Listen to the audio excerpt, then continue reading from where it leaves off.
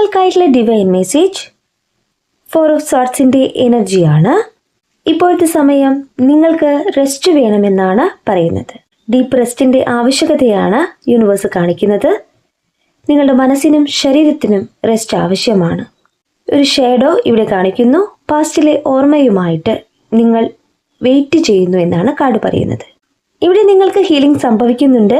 Self love ആണ് ചെയ്യുന്നത്. Reality മനസ്സിലാക്കിക്കൊണ്ട് താൽക്കാലികമായിട്ട് മാറി നിൽക്കുന്ന ഒരു എനർജി ആയിട്ടാണ് കാണിക്കുന്നത്. 2 ഓഫ് സോർട്സിൻ്റെ എനർജിയാണ് നെക്സ്റ്റ് കാർഡ് പറയുന്നത്.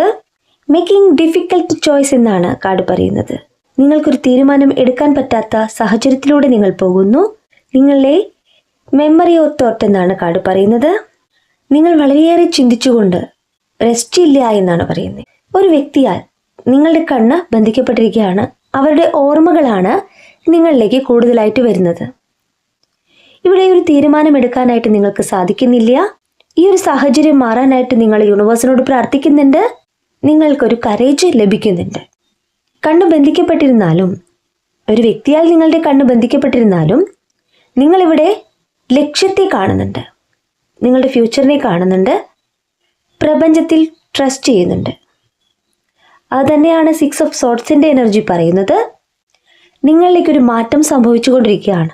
Help arriving at the perfect time എന്നാണ് ഈ കാർഡ് പറയുന്നത്. നിങ്ങൾക്ക് ഒരു സഹായം വരുന്നുണ്ട്. ഹീലിംഗ് സംഭവിക്കുന്നുണ്ട്.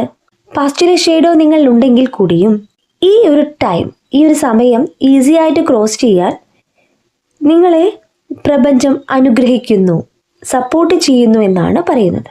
ഇപ്പോൾ നിങ്ങളിൽ സംഭവിച്ചു കൊണ്ടിരിക്കുന്നത് സ്പിരിച്വൽ ട്രാൻസിഷൻ ആണ്. ആ ഒരു ജേണിയാണ്.